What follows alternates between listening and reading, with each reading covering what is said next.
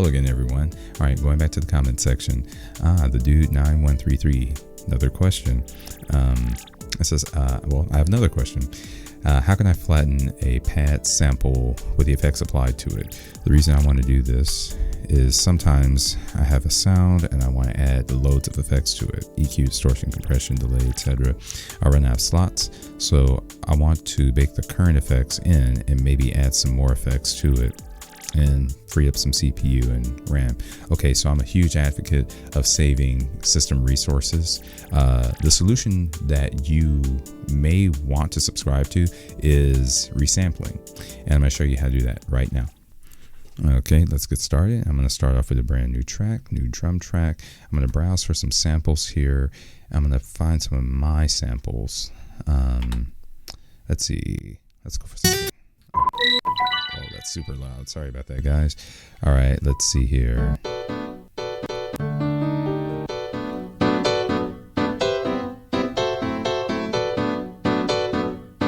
All right. Sounds good to me. I'll go ahead and load this up to pad A1. All right, let's go back to main.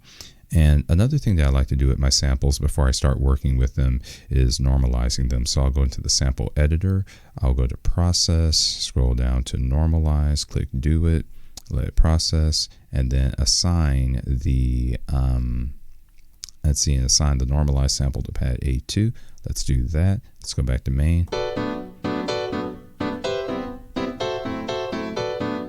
Perfect. All right, now let's go to our pad mixer. We'll go to the effects here, and we'll just add some random effects here. The goal here is to just fill up all of the slots. That's all.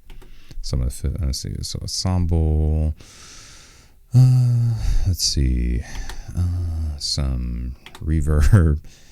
Again, no rhyme or reason to this. Let's see. Let's do some more modulation. Maybe a phaser. And then I'll throw a little bit of compression at the end. Let's see, some dynamics. Let's do the, it doesn't matter. VCA, all right.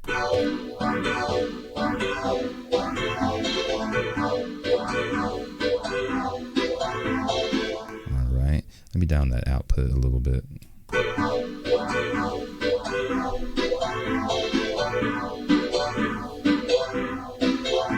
All right, perfect. Okay, all right. Now let's add EQ. Oh no, can't do that. Ran out of slots. So what do we do?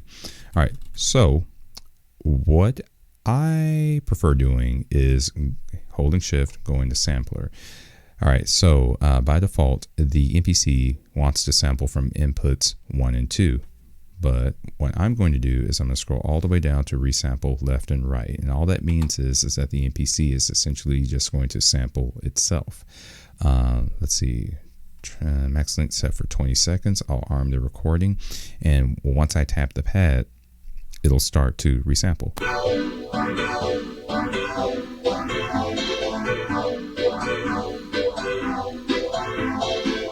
All right. Another thing that I like to do is save my samples. So I'll just call this resample example.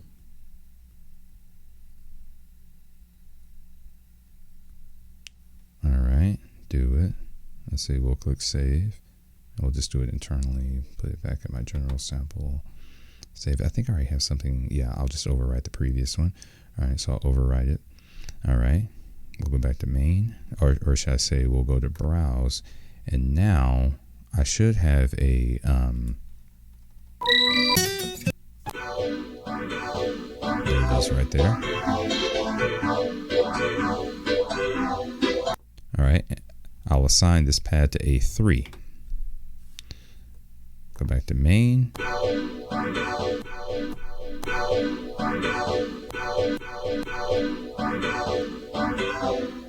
Alright, perfect. Cool. Alright, now, let's see here. Okay. Alright. Oh, a little added bonus here.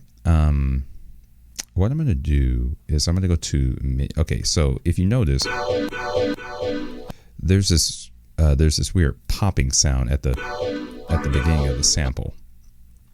So what I'm going to do is I'm going to make a quick edit to that. But well, let us just do that right now. This is just a quick bonus. So what I'll do is I'll go to menu and let's see, arrange grid view, step sequence. There should be a option for track edit. There we are. All right. And what I'm going to do is I'm going to go over to my envelope. And let's see, I have the amp envelope set. And what I'm going to do is I'm just going to add a few milliseconds, a couple of milliseconds.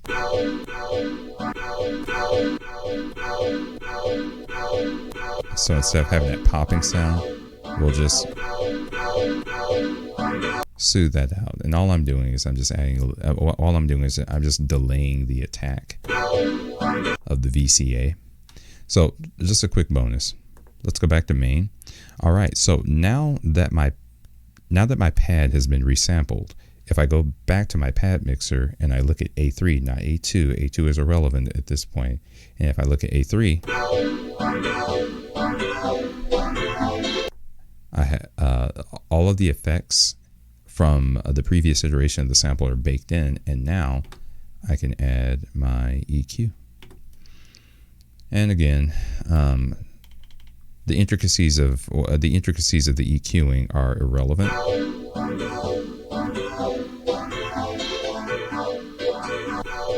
All that matters is that, excuse me, all that matters is that I can now add an EQ to my affected sample. And that's it. That's how you resample. That's how you aggregate all of your effects, save a little RAM, save a little bit of CPU. And yeah, that's pretty much it. All right, guys, so that pretty much does it for the resampling tutorial.